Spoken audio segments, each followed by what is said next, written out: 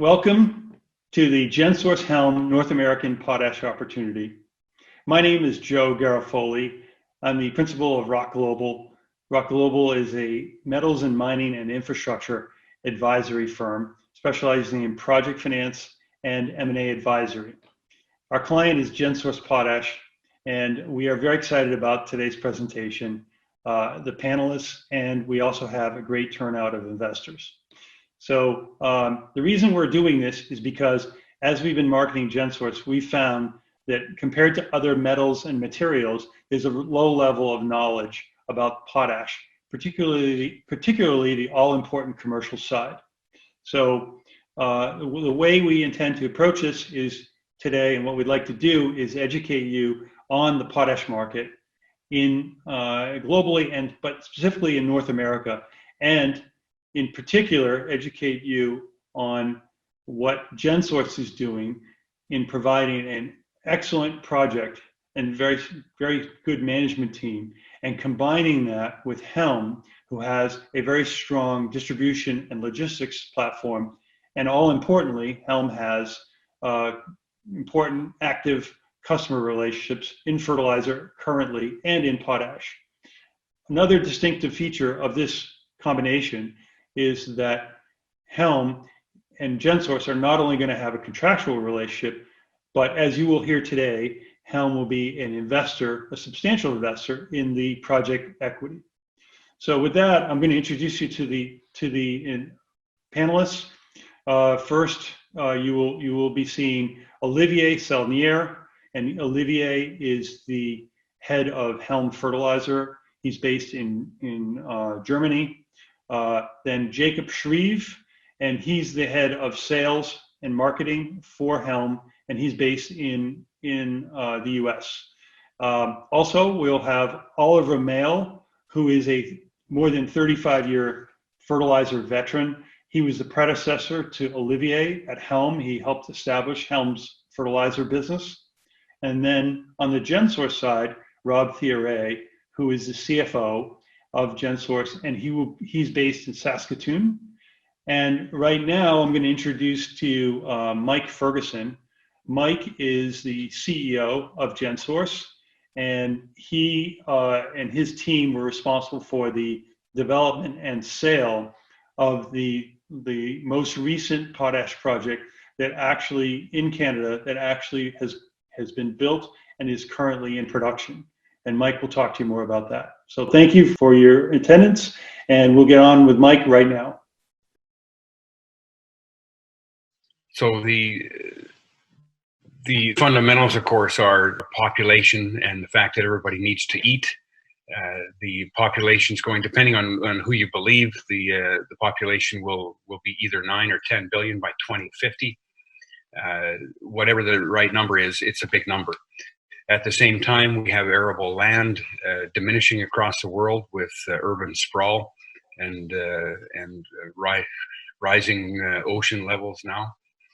So that means we have less arable land per person, and the number of people needing to be fed growing dramatically. The diets people are using are also improving, and that puts more pressure on the agricultural sector. So this is all about food security. Potash, of course, is a fertilizer that's used in food production, primarily on row crops, corn, soybean, sugarcane, and whatnot. But it's an important component of the NPK fertilizer spectrum, and it's in demand across the world, and that demand is growing steadily over the years. Again, depending on who you believe, there's a 2 to 3% annual increase in the demand for potash. Currently a 65-ish million ton market across the globe annually. Our small project, though, is a very different animal. We're putting together a project near the village of Tegaski, thus the name Tegaski. But the project itself is radically different from a typical potash project. Ours is small and sustainable, and those are two words that you typically can't use when you talk about a potash project. Our production level is just 250,000 metric tons per year. That's about a 1/10 scale potash project. Capital cost is around $234 million US to construct. It'll take about 2 years to construct it. And it operates at a surprisingly low $40 US per ton cash cost. If you compare that to the latest potash projects that have been constructed in North America, take the Bethune mine, for instance. That's a conventional solution mine project. Starts at 2.8 million tons, ramps up to 4 million tons over a decade or so. Cost in the range of $4.5 billion to construct. Took 10 years end to end, and operates in the high 60s or so dollars per ton cash costs at the plant site. So what we're talking about here is a radically different approach, but it's using proven and long-standing methodologies. There's nothing we're doing that's inventive or brand new to the industry. An important component, though, and what we're here to talk about really today, an important component of our project is the business context under which we're developing it. And that business context is all about vertical integration, or what we call vertical integration, which is really just creating a direct link between this producing facility in Saskatchewan and an identified market. And that's where our partnership with Helm is so critical.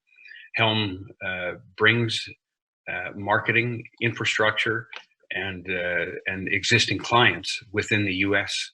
Marketplace, and that's the link. So Gensource with the Tegasky project and Helm with its marketing expertise together create a vertically integrated situation where the product from Tegasky finds its way directly to focused markets. So we're not just creating tons to throw on the open market and see who wants to buy them. Helm, as you'll see today, has a very detailed marketing plan. We know where every ton is going in advance. So this that's perhaps a good segue to move into the marketing side of this discussion, because that's the part of the industry that's hard to understand is how this product moves around. Joe? Great, thank you, Mike. Well, with that, I think we could go to Oliver Mail. Oliver, could you start by giving us your background and then talking about the MOP market? I've been in the fertilizer industry for over 35 years. I've spent many years in Europe, in Asia, and now I'm back in Europe. For the last 20 years, or let's say until a year ago, I was at the board of Helm, not on the board, but at the board of Helm, heading the fertilizer business of the Helm's fertilizer business worldwide, and was responsible for turning Helm from a trading house into a distribution company, focusing mainly in the US and in Europe, and being in charge of building up for the fertilizer section 3 plants. One ammonia plant, which came on stream 2006, producing approximately 400,000 tons of ammonia in Trinidad. Number 2, a 1.6 million metric ton ammonium or urea ammonium nitrate plant in Trinidad as well. And lastly, an ammonia plant in Topolobampo in Mexico, which is being built at the moment. Until a year ago, I went on my own as a consultant. And what you ladies would like to hear from me is a little bit about the potash market. As Mike already alluded to, there are, let's say, 3 essential nutrients for plant growth. And this is something I'd like to highlight, especially during the COVID-19 era that we're going through, is whether or not we're going through a pandemic or not, we need to eat, apart from buying toilet paper, but we need to eat. And one of these 3 essential nutrients is potash or potassium. The other 2 is phosphates and nitrogen. And as Mike also said, the these nutrients are essential, not only for starches, but for vegetables, fruit, tobacco, and also meat. Why meat? Because you need to fertilize pastures. Potassium chloride is also important for industrial products, whether it's low sodium salts, whether it's raw material for rubber, natural rubber, you need to fertilize the rubber trees, palm oil, bioplastics, and of course for the wood industry, for forests. Again, why is it a growth industry? Mike already said we're going to have in 2050 between 9 and 9.5 billion people. With today, it's 7.5 billion people, which means people will need to continue to eat. But the second thing is we've also seen in developing countries that the standard of living is increasing. In other words, instead of the Chinese eating 25 years ago a bowl of rice or 3 bowls of rice a day, today they're eating not only starches, but they're eating proteins, vegetables, meats, etc., etc. The third factor is that most of the developing countries are under-fertilizing, not like the US, not like Europe, but most of the countries outside are under-fertilizing. In other words, there is room for improvement. Mike already said that the demand worldwide is 66 million tons with a 2.5 up to 3% annual growth. The actual effective production is 65, 66 million metric tons. In other words, the production equates the consumption. Somebody, let's say from our participants or attendees will say, yeah, but I read somewhere on the internet that there is a capacity, a production capacity of 84, 87 million metric tons. You're not totally incorrect reading that, but it's also not correct. It's a bit more, let's say, difficult to understand. Why? Because the mines are running between 74 and 77% of capacity. And why are they doing that? A, because there are certain mines which are so old, so deep, and so expensive to run that instead of closing them down, and we'll get into that in a second, they just let it lay. In other words, the capacity is still there. It's still added on to your S&Ds, but it's not actual production capacity. In other words, in order to produce something out of these plants, you need to invest more money, you need to put in machinery, more personnel. Why are they not able to decommission plants? Well, you've got environmental concerns here, you've got laws and regulations from governments, and it's become prohibitively expensive to decommission a plant. So therefore, it's a lot easier just to let it on your balance sheet and just to say, well, I'm not decommissioning it, I'm just letting it run. The next important thing is to understand that in the Tugasque project, you've got to look at the OPEX and the CAPEX. Most plants run at an OPEX which is well above $60 per metric ton. The Tugasque project is running at an OPEX of just a shade over $39 a ton. In other words, approximately 15% are below $60, 60% are below $100 a ton, 10% is above $100, and 15% is, let's say, way above $150 a ton. And this is one of the reasons why we have calculated that approximately 74 to 77% of production capacity, of total capacity, actually finds the market. Who are the consumers? North America. This is the destination market which Helm is going to take the Tugasque project, which is just over 10 million metric tons. South America, 14 million metric tons. China, 16. Asia, 10. And the others are 13. Who are the main producers? Canada, 19.5 million metric tons. And after Tugasque comes on stream, 19.77. In other words, the Tugasque project is a drop in the ocean. Russia with 12, Belarus with 10.6, China with 8, Germany with 3, Israel with 4, and Jordan with 2.2. the balance between the US, Chile, Brazil, Spain. Now, why is the US so special? Well, it's the home market of the Canadians. Therefore, there, the prices are less volatile. And because the US is literally landlocked, you can only come in through California or through Washington, or you can come in through the Gulf. And there's only one entrance to the Gulf, and that is New Orleans. Yes, you can come in to the East Coast, but you've got the Appalachian Mountains, which block, let's say, logistically a product, let's say, to go into where you actually need it, which is the Eastern Corn Belt, the Western Corn Belt, the Northwest Pacific, California, and the Northern Plains. Remember that fertilizers is a logistic game.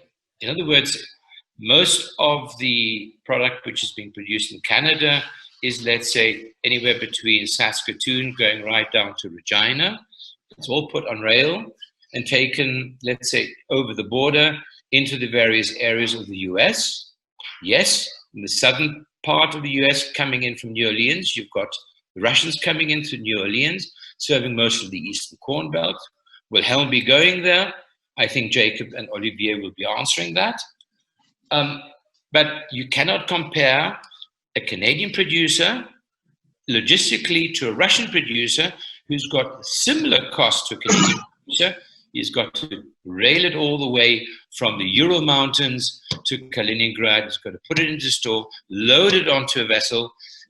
From the vessel, he's got to go all the way to New Orleans or to Brazil or to India or to China, discharge it into a discharging port, reload it onto a truck it or rail it or barge it in the US cases all the way to a domestic store, then load it back onto a truck to the farmer. And this is where the Togasque project is able to reduce the logistic steps in order to get the highest possible revenue for potential investors. I think that's it, gentlemen. Again, I discussed about the CapEx. Most new plants or mines to put on stream will cost you north of $1,200 to $1,500 per annual ton. Togasque will cost around $800 to $900 per annual ton. What is very important in this project is the size. It's only 270,000 metric tons. In other words, you're not coming in with such an amount of tonnage where you're going to add too much volume to the market. Normal mine is between 1.5 and 3 million metric tons. We're coming in with 270,000 tons. It's a drop in the ocean. You're not going to put price pressure or volume pressure on the incumbents, and you won't need to elbow your way into the market because you'll be able to go directly to retailer without having a price or volume fight with the wholesalers. Thank you, Oliver. Over and out. Thanks very much. So at this point, I'd like to bring in the Helm guys, introduce you all to Helm, Olivier and Jacob, and talk about their market, themselves and their specific target market. Yeah, good morning. Yeah, it's a good opportunity to share why, for us, we believe that the Gensouce project is a good opportunity for Helm. Rocky, maybe if you can put the map of what Helm is doing in the US. As Oliver mentioned, we have been heavily investing into the US for the past many years, and we have a very good, I would say, netback selection on distribution. As you can see there, I would say that we are all along the river system up to Clayton, which is the northwest point where we can reach product by barge. The point of entry that Oliver was mentioning in New Orleans is where I would say a good chunk of all the imports are coming into the US.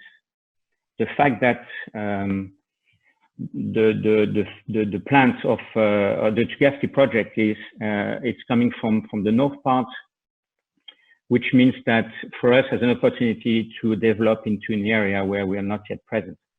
Therefore, however, I would say that the product that we have is something that we will be able to combine to the same customer base that we have been having. And Jacob is going to explain that a little bit. Today, as you said, we started in the 90s and we're moving from 100,000 tons about 20 years ago now, and we're going to move about 3 million tons in fertilizer into the US. We are on the top 5 tier of the I would say distributor. We are penetrating in all different areas with all different of products. Potash is already existing. We're currently moving about 400,000 tons of product like potash today in our system. The project itself is not going to take over the existing distribution of potash that we're having today, but is going to, as I said, moving into the west area. I think that there's a question: are we going to add some? I know I'm jumping a little bit, but that's important with the time we have. If we are going to put anti-chemical product into the product to distribution, at the end, what we are aiming at as a Helm after taking over from Oliver is that I'm looking to have projects where the consumption is. So I'm trying to eradicate a little bit all the sea transport that we have been having. So that fits. First of all, the product is known. The production also is on a good capacity. 250 to 300,000 tons of product is not something that is tremendous to move. It's doable. We have the customer base already existing and ready to take over. And what I would like also to get, which is, I know it seems very into favor these days, but go into the organic. And I think Mike and Rob can explain a little bit where we would like to go to. The market in the Pacific Northwest California is very much where the bio industry is. And to have, I would say, an organic product would be a kind of an element for us to re-promote the fertilizer industry a little bit greener than what it is today. So that's, I would say, it's a full loop. The loop is definitely that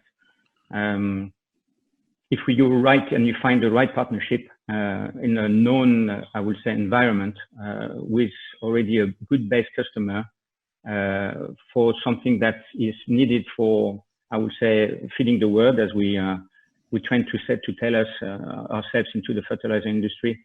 If you put all the dots together, that's, I would say, an extremely very attractive project.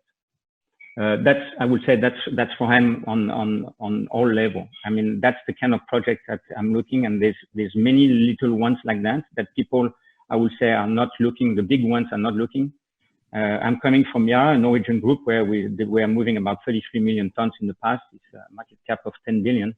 I'm moving to Helm, which is, I would say, more agile and keener to look at new things, and I would say the white page.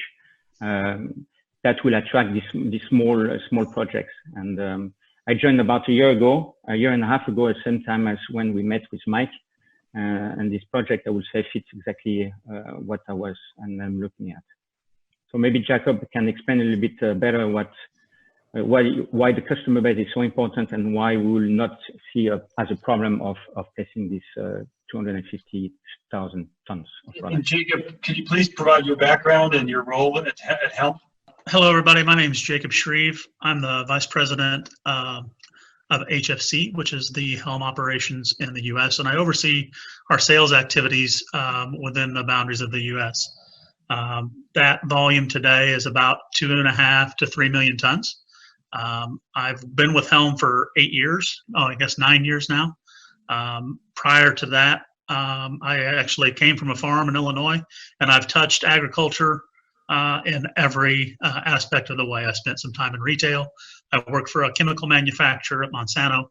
I worked for a small regional distributor, and now with Helm. So very familiar with the marketplace, very familiar with how ag ticks, and looking forward.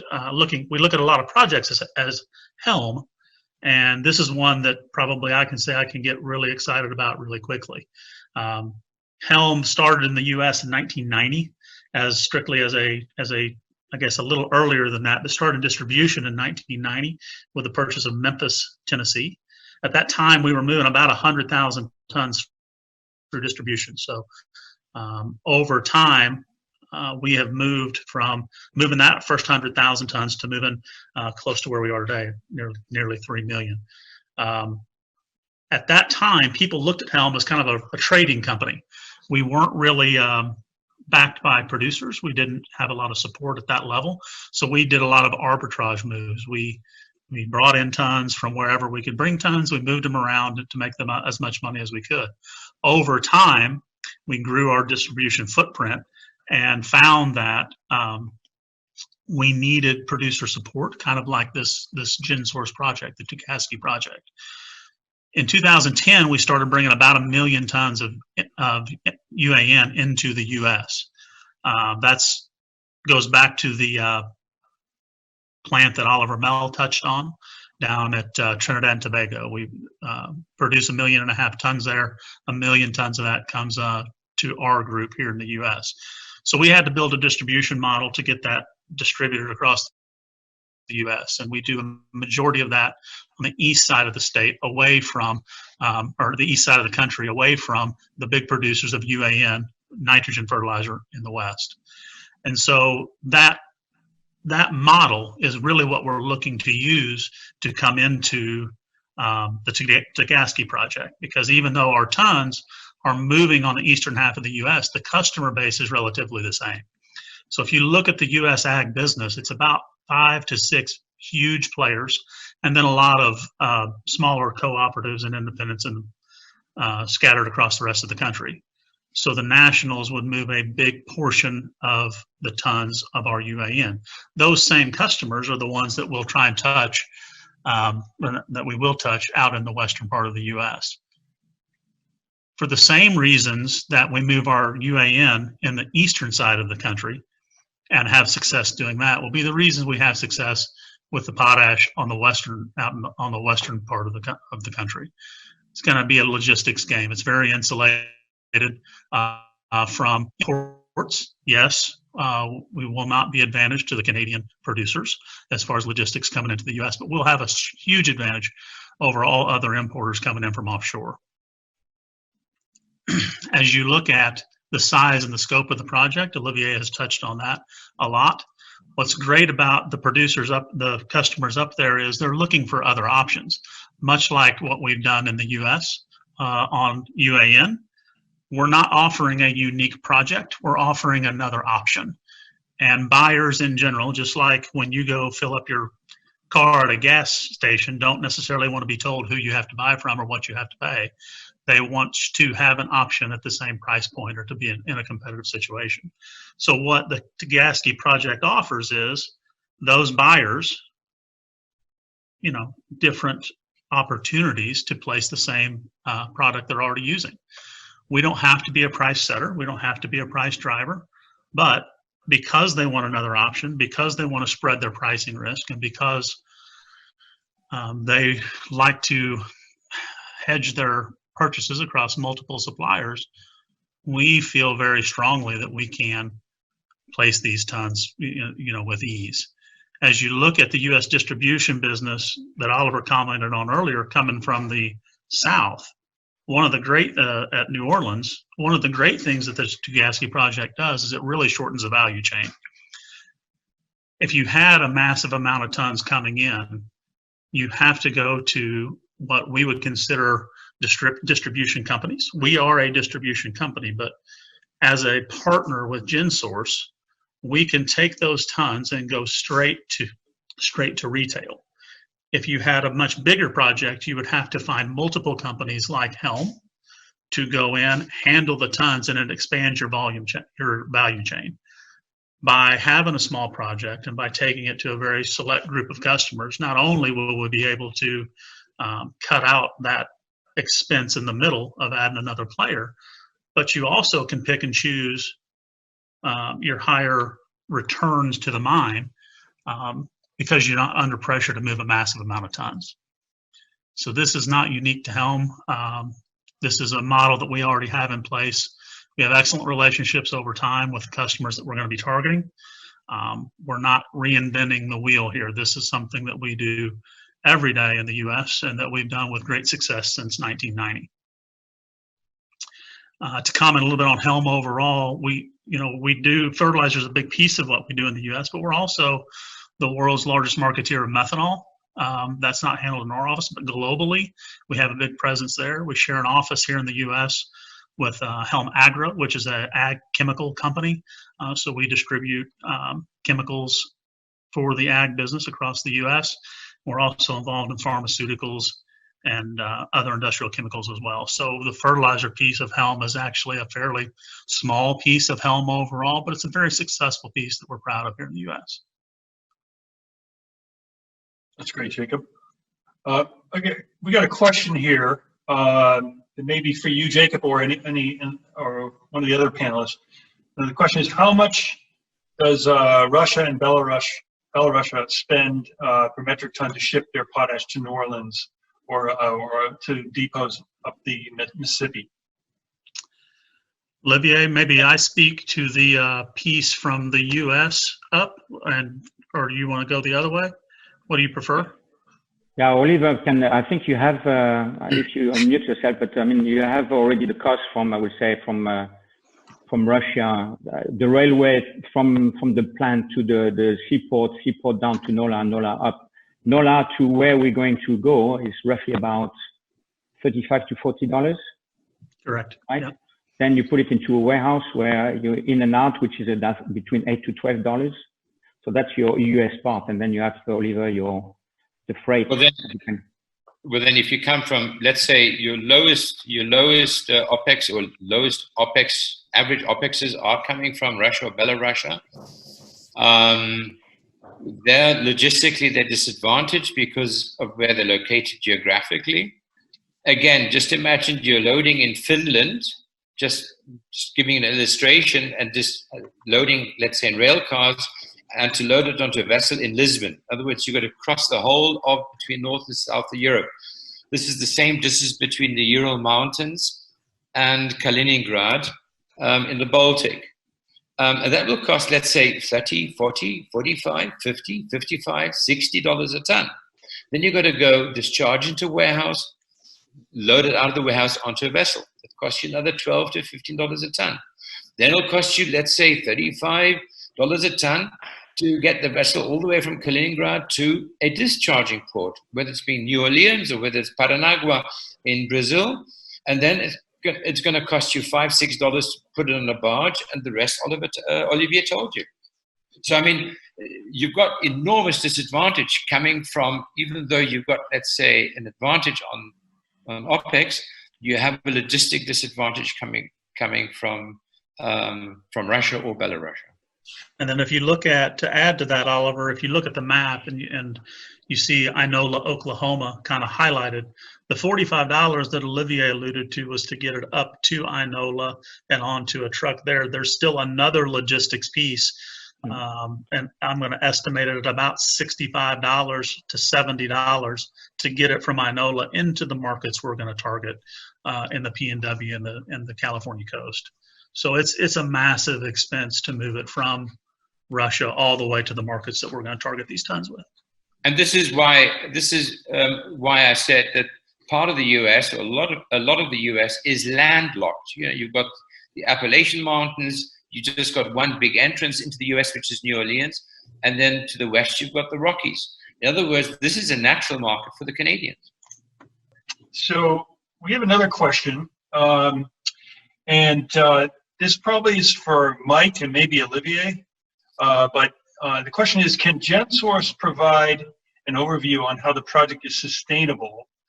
As this is being used for fertilizers, I'm assuming there's no organic advantage here. I can talk about the sustainable part of the project, and maybe Olivier, you can talk about the organic side. So the project itself uses selective solution mining methods that results in its very light environmental footprint. So that means we have no salt tailings. If anybody's ever seen a potash mine, you can go on Google Earth and find them. They're easy to spot. because each of them have beside them a mountain of excess salt. The ore that we mine is 2/3 salt and 1/3 potash. So if you bring that ore to surface, you sell the 1/3 of it. The 2/3 that's left over becomes tailings. So there's particularly in Saskatchewan, there's no economic use for all this salt. If you were in the New England states, you could probably have a good road salt business with it, but not in the Western prairies. So it becomes a waste. So it's piled up on mountains that in some cases cover almost 2 square miles of area and are currently 60+ meters high and growing. As I said, you can find them on Google Earth. They're easy to see. Associated with the tailings pile is brine ponds, are brine ponds. You have to encircle these tailing piles with brine ponds because they go out there wet. So it's the brine ponds that represent the environmental impact or the major environmental impact. Because even though most ponds are lined with either clay or plastic, they leak. Every one of them leaks, and every potash mine is required to drill monitoring wells and monitor the amount of brine that has migrated into various water sources around the mines. So it's an ongoing problem for the life of the mine, and the hundreds of millions of tons of NaCl salt sitting there as tailings becomes a real problem with respect to decommissioning. Oliver mentioned earlier the fact that it's so much easier to keep a mine open and running even a little bit than it is to decommission it. That's because there's no real way to decommission these mines. With all that salt tailings left on surface, it's an intractable problem that really has no solution right now. So they sit.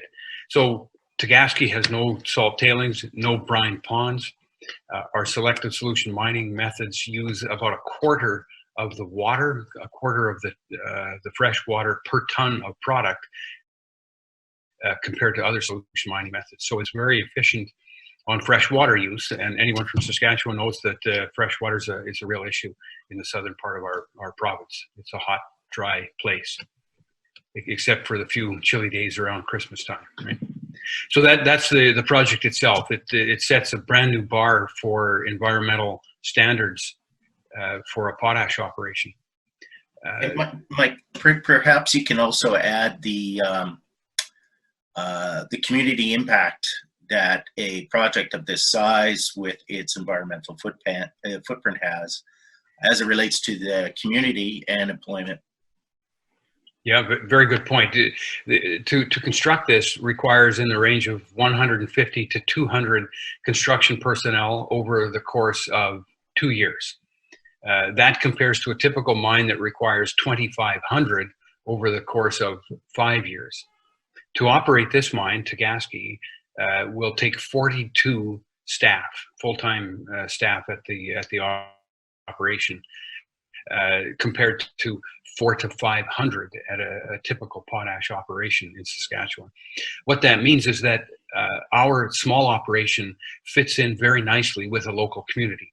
Saskatchewan's dotted with very small towns and villages. It's predominantly rural, and a new mine coming in that employs 500 people and it takes 2,500 people to construct it does not fit into a community. It obliterates a community. It changes the community, whereas we will fit in very nicely. So as a result, the local rural municipalities in our project area are very excited and tremendously supportive to have us there. They're one of our strongest cheerleaders.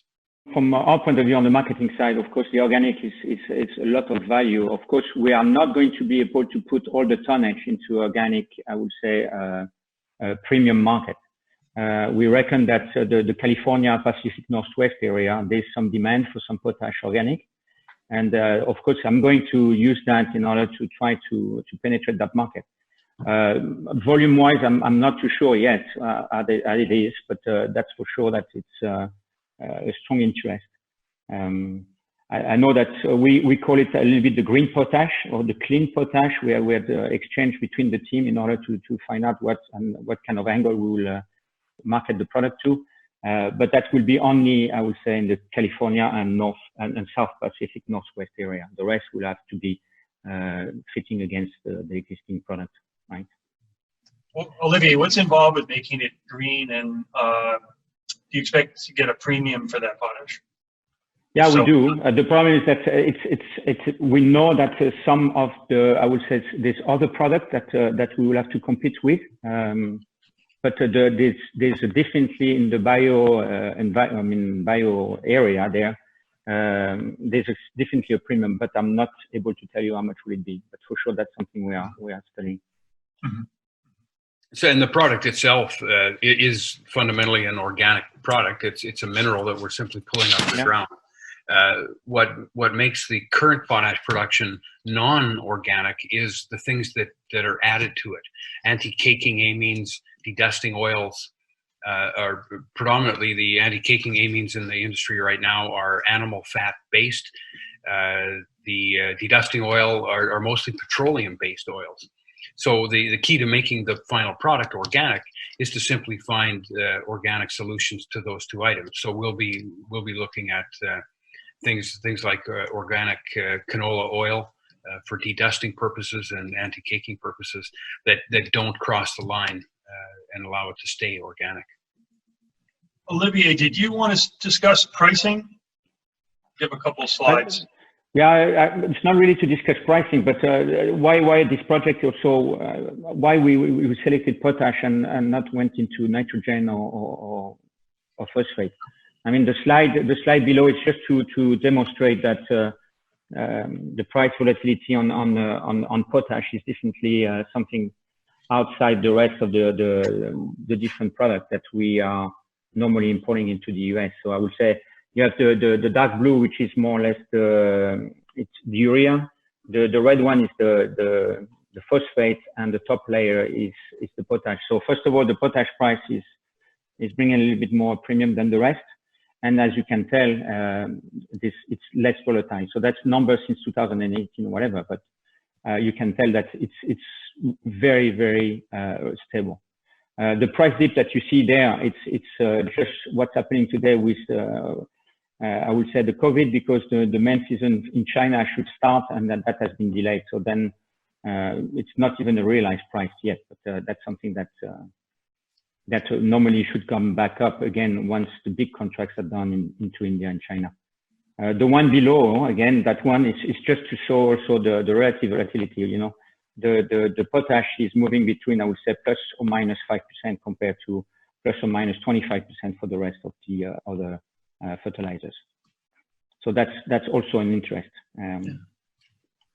Olivier, just to kind of add to that, I mean, I think one thing that's important to realize here is potash in the U.S. is traded or sold more of on a kind of a dedicated offtake basis, which is how we would also market these tons. So we would solicit customers to take ratably, and then that price sets over time. When we market these other products, a lot of those products trade strictly on a spot market, so on an opportunistic market, and so the volatility is much stronger in that. But because these tons would ship regularly to customers that would take them in every quarter as we go, then that price remains a little more stable over time. Yeah. Jacob, do you want to explain why this price is stable? What is the reason behind the stability of the price? Well, I think a piece of it is why what I just commented to is that, you know, it's more done on a ratable offtake. But the second thing is there are not very many potash producers. So where a lot of people look at that and say, well, this is kind of an oligopoly, you know, how can a little player survive? Actually, I'm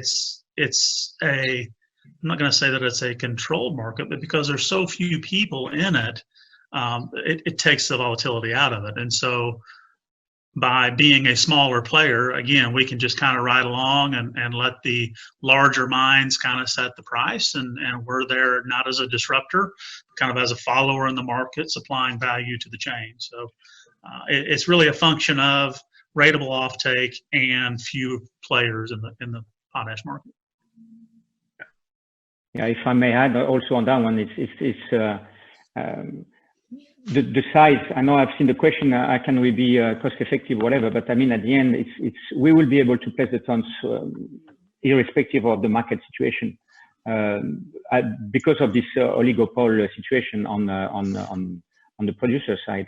There will be the big ones that will probably curtail production in order to maintain and keep the price high in the US, and try to export to maintain also this price into that area.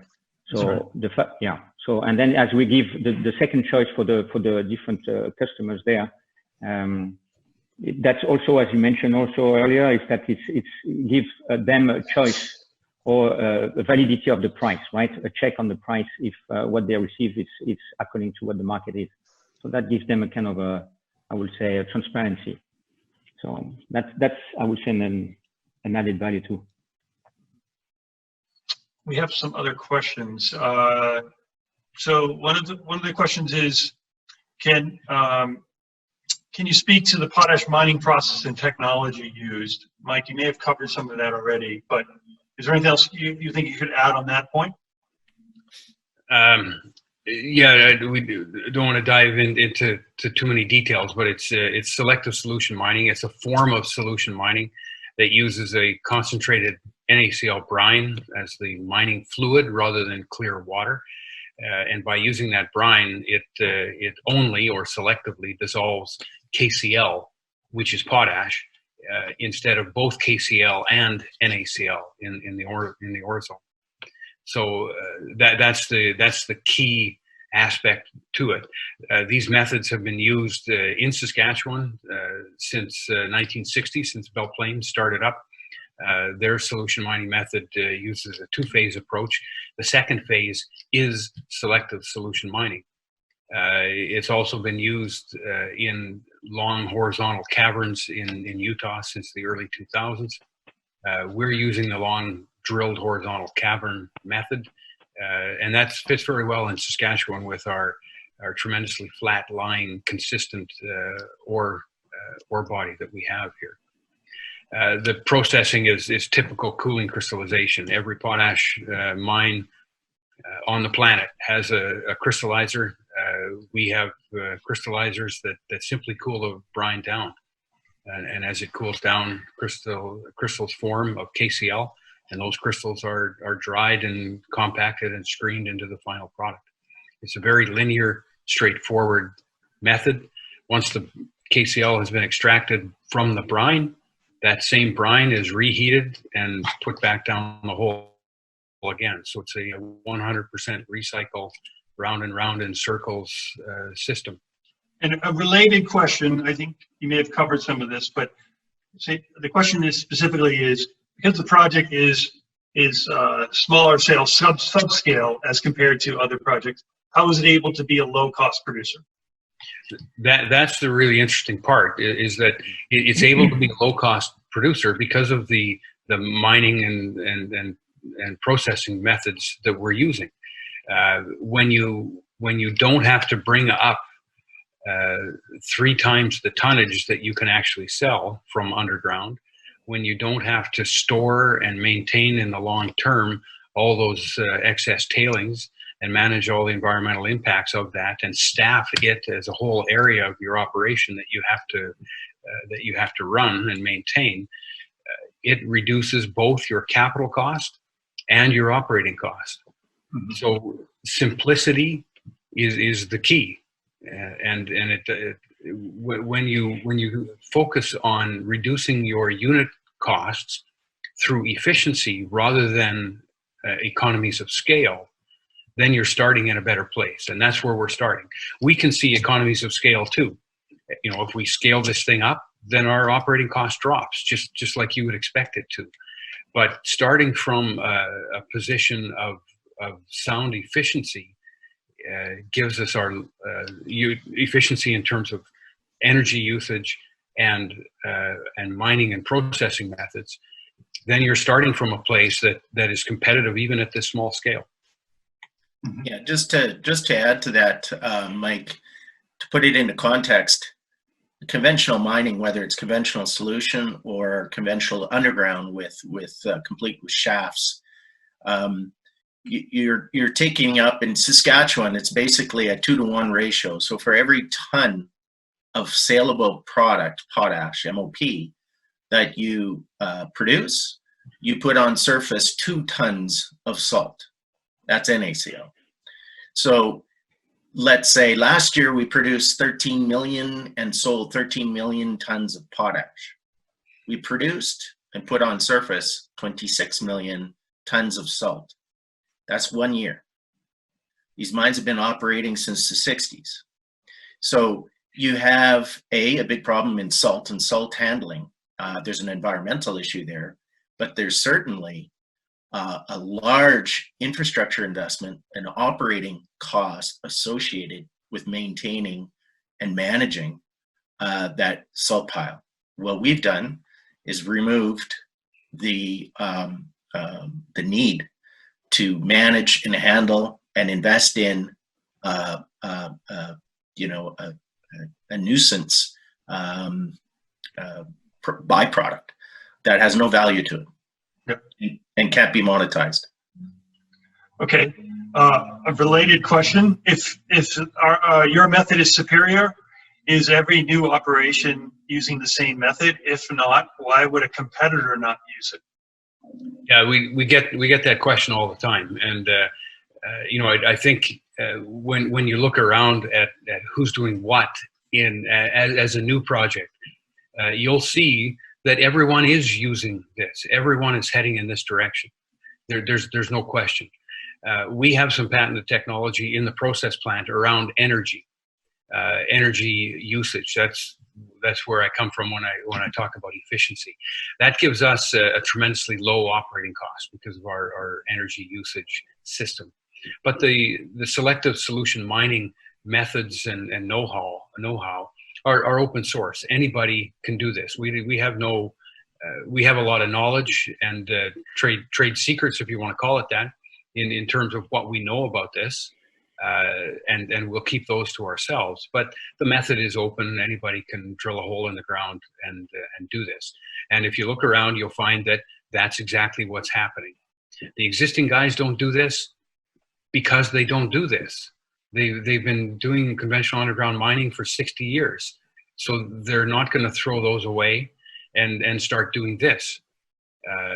But as I said, if you look around, you see that any new proposed mine, short of BHP, that's a whole separate discussion that we won't get into. But short of BHP, every new development is focusing on solution mining and specifically on selective solution mining. It was identified in the 60s that selective solution mining was the right way to mine potash.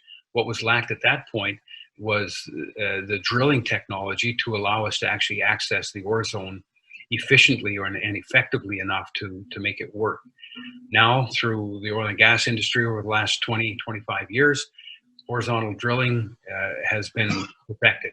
And that is the basis of how we attack the underground portion of this. Yep. Just consider it. Let's say that the Gascare project is the Tesla project, competing against the combustion motor from Volkswagen, Mercedes-Benz, and Cadillac. There'll come a time when Volkswagen, Cadillac, and Mercedes-Benz will have to also produce the electric motor and compete with Tesla and shut down their combustion engines. Yeah, that's a good analogy. Yeah. Yep. The challenge is, if for the incumbents, is it's difficult and very expensive to shut down their internal combustion engine. They have a real big issue in how they deal with and decommission their existing operations. Yeah. And that will become a bigger and bigger issue. I'm not saying it's necessarily recognized as big an issue that it really is right now, but I do believe that, or we do believe that, in the fullness of time, as we move forwards and as our Teslas start to become more prevalent, there's going to be increased pressure to manage and deal more effectively with these legacy problems that have been created over time. So, of course, we have a question that relates to what you guys just said, which is how much technology risk is there around the patented or unique elements of your approach? That's something that of course the banks, the KfW IPEX Bank is our lead financial arranger for the debt portion of the project finance. They're digging deeply into that now with the independent engineering reviews. Those results aren't yet in, but if you ask us, there's absolutely no concern there, and we're very confident the independent engineering reviews from the banks will say the same thing. The methodologies we're using are well proven, well understood. The patented technology we have in the process plant around the energy system is also used in other industries all the time. It's not a difficult not a difficult thing to integrate into what we're doing. It's simply all around steam, power, and cooling, and integrating those together in an efficient way.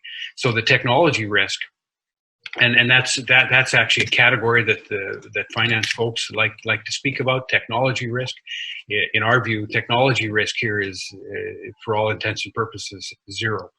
And the independent engineering reports will corroborate that. Great. We have a few questions on offtake and financing. Maybe Olivier and Mike, do you want to talk about the project more specifically? Do you have some more points about the project specifically, and we'll get to those last, or do you want to take them now? Yeah, now and then we can close at the end, right, Mike? Yeah, sure. Okay, fine. First of all, an update on the financing of the project. So the financing, it's hard to put a ruler up to gauge the percent complete of the financing. We have 6 major areas of due diligence going on, driven by KfW IPEX. That is the financial model, independent engineering review, independent market review, independent environmental and social review. That was interesting. That's its own subject area now. It's not mixed in with anything else. It stands on its own. Independent review of insurance requirements and legal and corporate due diligence. All of those things are underway. We've received draft reports on one of those. Should receive draft reports for the next 2 or 2 more in the next week or 2. So they're all marching along. So where are we at? 50%? I don't know. It's hard to put a ruler up to this thing. But the key pieces are the independent engineering review and the market review. Those are the key pieces from the financing perspective, and that will drive the negotiation of the actual definitive loan agreements, which we expect to start in the next month or so. But you have some targets for this summer, right, Mike? That's right. You may have read or understood that the debt is being assisted by an ECA, the Export Credit Agency. In Germany, it's called Euler Hermes, is the name of the company that does this work. They provide export insurance, similar to Canada's EDC company. So we're targeting an approval meeting of Euler Hermes in early July, and subsequently bank commitment letters for the bank debt in late July. So that's the overall timing. The bank commitment letters, of course, are the key piece to allow the remaining equity to come in. The equity certainly is watching very closely and following the due diligence process that's driven by the banks, and will make their final decisions based on the commitment of the debt from the banks. Rob, do you want to add anything more to that, Rob? I think I covered it. I mean, the process, the due diligence process, has been long and very, very rigorous. It's moving towards the end here, and what's very encouraging is we've not seen any critical flaws. No one's seen any critical flaws. We've proceeded in lockstep. We've delivered are delivering what is required. We're having a great response and great relationship with KfW, and we definitely look forward to having our meeting with Euler Hermes as it comes up at the beginning of July. They are a key part of the overall funding mechanism, and I think you covered pretty much most of it, Mike. I could jump in, Joe, just quickly on the COVID-19 issue. Yep. We put out a news release a couple of weeks ago on that, and of course we're all, as you can see in the backgrounds, everybody here is working at home. So we probably did see some delay as our banking partners transition from office to home. But everybody has made that transition now.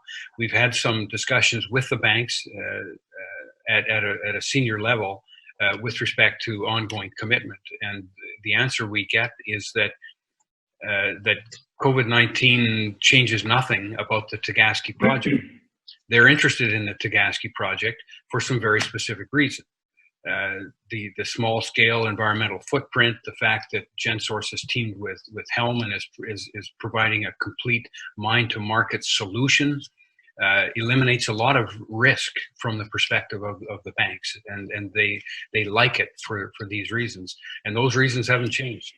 So the bank is very much still committed on moving this thing forward on the time frame that we had originally envisaged. So there's no backing off from anyone on the finance side at this point due to COVID-19. Even if we all have to transition from home, the transition is done and we're all working. I think just to add, I don't want to put any words into KfW's mouth or anything like that, but when you see the slide that's in front of you right now, price volatility, that's a big, that's something that's very important when it comes to a project like this, and it takes the risk and price risk and market anxiety from a banking perspective down significantly. Could any of you comment on the level of diligence that has been done by Helm on this project in Gensource? Let's put it that way. We have a team working on that aspect. The main comment that we have had internally was that we are going to trust, of course, the due diligence that is going to be made for KfW, and we will follow that one. So we will not make as Helm another set of studies and everything. So that will speed up the process also, and we've been involved also in the selection of those parties, and also, as I said, from our side, we're waiting also for the end of July or mid-July, right? When the due diligence will be completed. But we will not have another set. But from Helm's perspective, this is being pretty rigorously reviewed from the strategic projects division within Helm. Sorry, come again? Oh, I was just saying that the project is being reviewed pretty diligently from the special projects division. Yeah, exactly. I mean, yeah, we have a weekly call, and then we have a bi-monthly. So every 2 weeks we have an update to the board. The project is been presented and approved in order for us to continue on that one. I think maybe it's probably the right time to say so, but from a health point of view, since we've been discussing on that project and that has been presented to the board, the decision has been that Helm is going to invest 25% into the project, which is, I would say, something a little bit different than what Helm used to be. doing.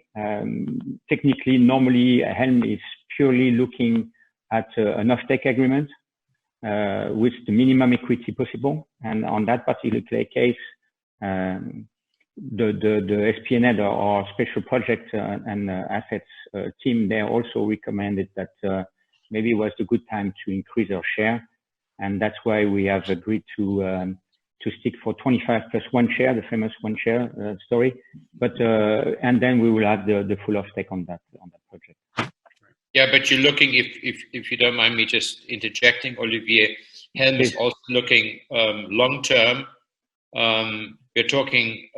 There was a question here, not only of this module, but in the future, once this module is up and running, and the product has been placed, Helm and the others other shareholders here are looking at of course an extension to the first module, where the economics obviously are advantageous. Yeah, there's no question. Once the first one's in place, it's a very straightforward matter to expand it with a second module. Other interesting aspects that Olivier really is driving here is to look at organic, to not just create more MOP, but to create value add products. So look at the organic market for MOP, and actually manufacture SOP, sulfate of potash, potassium sulfate, as a side by side with MOP. That can be done very cost effectively when you have an at cost source of MOP to start with. So there's tremendous opportunity for straight expansion as well as broadening of the product line to more valuable products. Exactly, and that's what we're looking at. I mean, as I said, we have also other source of product that we're looking at more south of the Americas for same market for the California. So if you have if you have the MOP SOP, you can organic wise, you can bring also some other products that are also organic, and you have a perfect combination for a customer. And that fits exactly what the project we're working on right now. So it's a Lego bricks. It works pretty well. Yeah, that's a good way to look at it. Mm-hmm. The question here I might have missed earlier. Has the canola oil anti-caking method been successfully applied before? People have played with it. I don't know. There's never been a real drive to create that organic product from the Saskatchewan mines, at least. It's been played with, but not used on a sustained basis, to my knowledge. Mm-hmm. Mm-hmm. Yeah, no comment. For a conventional incumbent to dedicate a stream to organics would be, I guess, for the size of the organic market, in the investment that the incumbents would have to make, and the quality control resulting from all that, it's probably not, something that they might be considering it, but it's probably not a driver for them right now. I think, it's not going to add a whole lot to their bottom line. They're focused in on minimizing costs, maximizing, being disciplined in production, which means, controlling the supply to match the demand reasonably, while managing the ultimate price of potash, and being a low cost operator within that context. Yeah, I think that I've seen a question about the offtake, or not the offtake, but the year of contracts. The term, yes. Yeah. Yeah, roughly. I was in my previous life not so long ago. I was running the plant of the Yara fertilizer urea plant in the same area or close to Regina.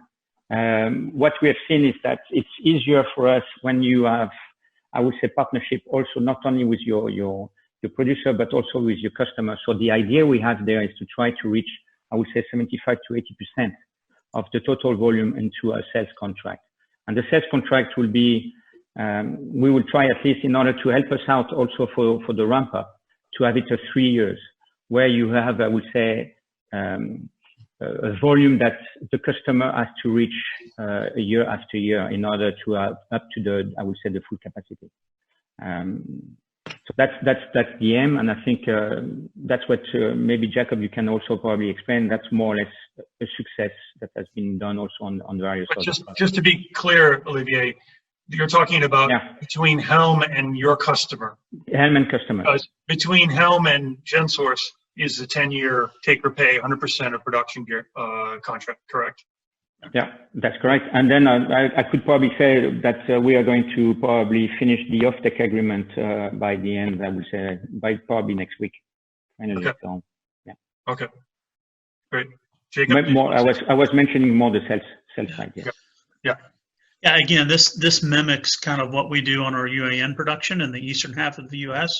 We target and maintain about 80% of the tons under some type of an arrangement that go to customers quarterly. So we would again look to align along that same strategy, and so those aren't forward priced way ahead of time or anything like that. They are priced at time, at market values. We just know where those tons are going kind of as we move through it. And so we don't want to get out there too long term, because we want to be able to change the arrangement up a little bit if it's not working for one party or the other. But we also want to be sure that we move the tons away from the plant and supply the highest netbacks or the highest return to the project that we can. So to Olivier's point, we want to go out there and do the longer term contracts. We also want to leave ourselves some flexibility to shift those tons around as we see where the highest returns end up being. Yeah. This is the beauty of having Helm as an equity stakeholder as well, because they don't only get the marketing fee, but they are, let's say, in it for the dividends at the end of the year. So they've got two reasons, let's say, to optimize the netbacks. Well, and to, just kind of expand on our experience there. I mean, we have assets across the country, so we have an intimate knowledge of exactly what it's going to cost to move a ton from New Orleans out into that marketplace. So there's no surprises there to Helm. We run a fleet of rail cars already. We run about 200 dry rail cars for other products. We run about 200 UAN cars, to run our UAN business. We run approximately 300 trucks a day that we originate and understand what it takes to hire a truck to move product from one market to another. So as far as the logistics piece, and if there were some concerns there or questions there, this is what we do. I mean, we started as a trading company. Today, we're not a trading company. We're very much a marketing and distribution company. And this is how we run our business every day on close to 3 million tons. We started the project to do things in a different way that we thought was better for the ultimate end user, the farmer, better for the environment, better for our local community here in Saskatchewan. And that idea is all around, as we said, creating that new supply chain. And it's clear, anyone listening here, that Gensource could not do this by itself. The logistics and marketing piece is large and complex, and it's not something we could have put together without the partnership of Helm.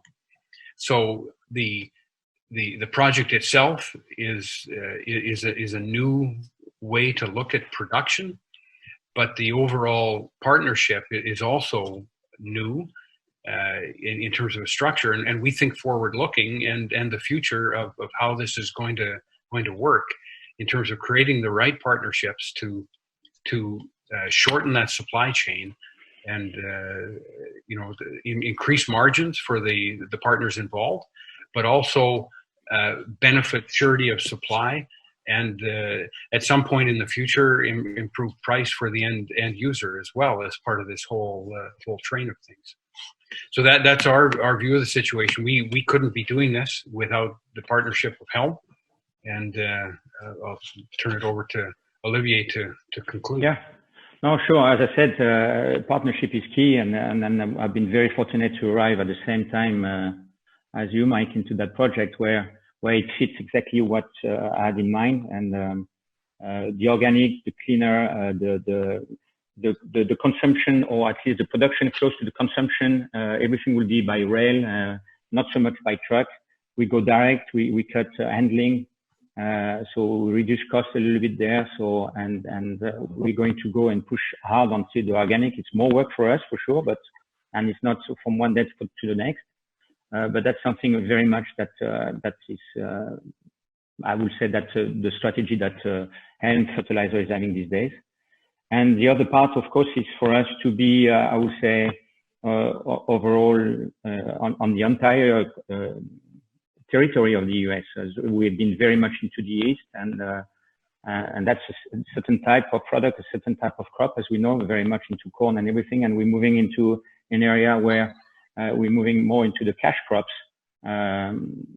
where alone in California, you have more than 440,000 different type of crops in the area. And of course, this with the COVID, probably people have realized that, you know, having a production close to your home is probably a good idea. And for us not to shipping it out and having a small quantity, not stressing the community, but not also stressing too much the market, and pushing the price down or whatever, fits exactly what we had in mind. So it's a perfect fit.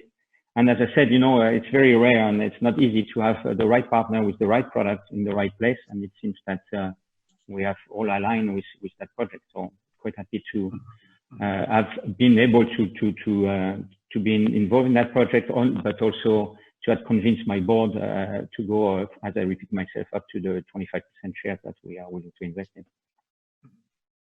Very good. Well, thank you, everyone. I don't think there are any other questions, although we had a lot of really good questions and an excellent turnout. And I want to thank the panelists. It was an excellent presentation. Please get in touch with us, to any of the attendees, investors, analysts.